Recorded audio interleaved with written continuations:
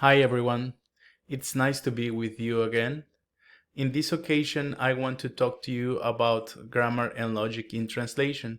Grammar and logic in translation are very important tools in order for us to figure out contextual elements, contextual clues that are included in our text. By not managing a proper knowledge of grammar and logic of a text, we are going to end up creating misrepresentations in a translation. We are going to translate incorrectly, to put it simply, right? Now, the grammar and the knowledge of grammar and logic allow us to polish a good translation. Remember that we discussed some classes ago about the bel infidel, right? So we want a translation that is faithful, but we also want a translation that, to put it this way, is tasty, right? Something that is enjoyable to the eyes, enjoyable to the ears, enjoyable to the reader, right? So if we understand correctly the grammar and the logic of a text, we can more easily choose the right meaning of a word, right? It is important that we always choose the right meaning of a word.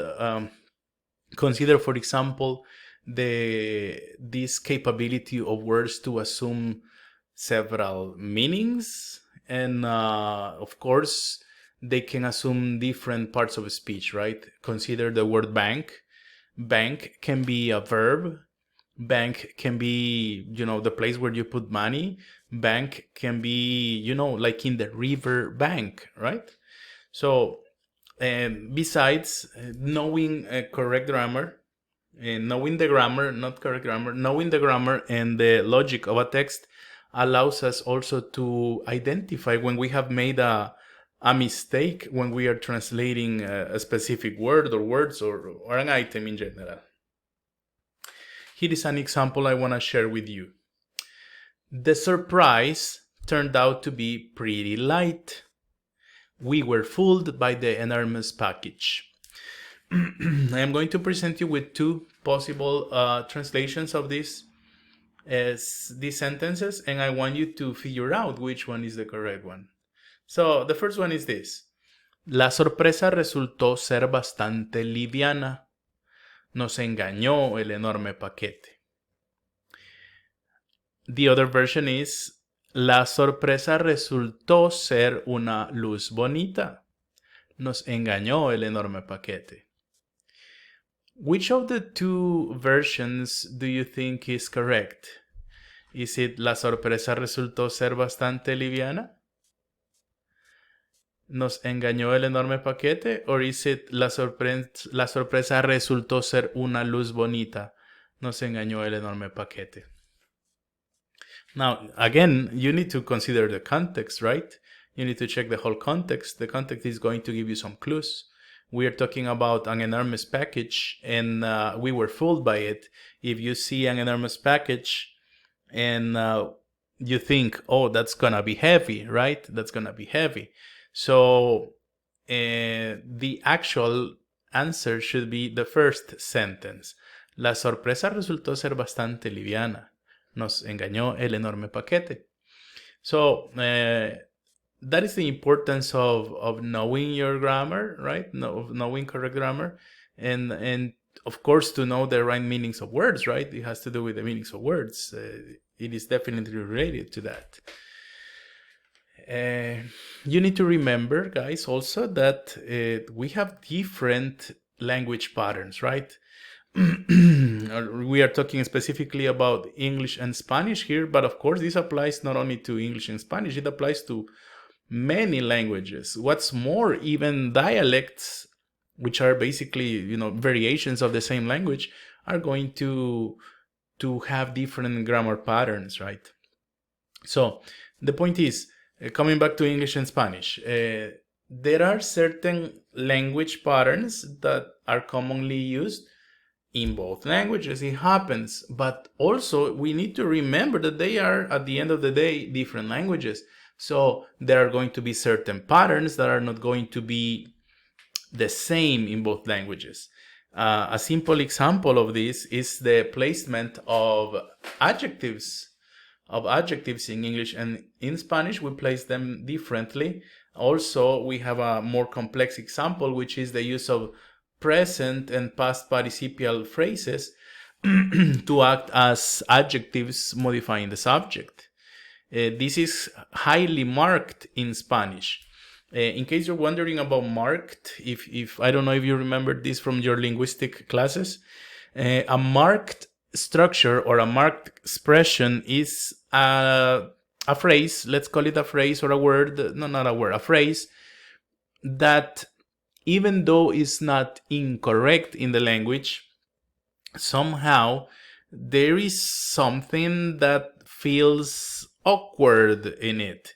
It feels like, hey, why are you saying that? I understand what you mean, but it sounds really awkward. So that's the point of a marked structure. A marked structure is a structure that is going to attract the reader's attention, and not in a nice way. It's going to somehow act as a street bump. It's going to be like a street bump that makes it difficult for you to follow the idea. So we want to avoid that unless it is the original writer's purpose to create this feeling of markedness. If the original text wants to create this feeling, then by all means do recreate markedness in your writing. Otherwise, I recommend you don't. Here I have an example for you guys. The black dog sat near the kitchen. Check this out. El negro perro se sentó cerca de la cocina. El perro negro se sentó cerca de la cocina. Now, I want you to bear in mind what I just told you. See, this one makes sense in Spanish. El negro perro se sentó cerca de la cocina, but it's very marked. It's a very marked structure, and as such, there is something off with it. There is something off that we don't normally use, right? It's something that we know that is out of the ordinary, right? But if I say el perro negro se sentó cerca de la cocina, of course, that makes a lot more sense, right? Here I have another example for you guys. Looming over all of them, the threat proved too much for the inexperienced explorers. And I have two versions. Acechándolos a todos, la amenaza resultó ser demasiado para los exploradores inexperimentados. Or do we say, la amenaza que los acechaba a todos resultó ser demasiado para los exploradores inexperimentados? Here we have the case of a present participial phrase, right? Here we have a present participial phrase that is acting as an adjective for this subject, right? But to do this in Spanish actually creates a feeling of awkwardness. It's an alien structure. We don't normally say this. Acechándolos a todos, la amenaza resultó ser demasiado para los exploradores inexperimentados.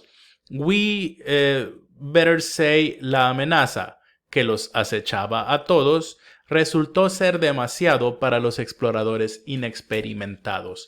That makes more sense. That feels more natural in Spanish. Now, we are faced with a possible challenge, or we who have the more we manage both languages, and let me rephrase that, the more we learn English, yes, in our case, the more we learn English, the more sense we find in those patterns and structures that are not similar to Spanish, right? At the beginning, it's very difficult, right? It's very difficult, but as you get more mastery of the language, it is much easier for you. But therein lies also a challenge, because for many of us, the patterns may make sense in both languages, both Spanish and English. And I repeat, we need to avoid marked structures because we want to avoid that alien feel of a text in our translations. We want to avoid that. We want to avoid this feeling that might make people say, hey, this doesn't sound natural. This doesn't feel like Spanish. You want to avoid people to know that it's a translation, okay? You don't want people to know that this is a translation. You want people to believe that the text was written, in our case, in Spanish, right?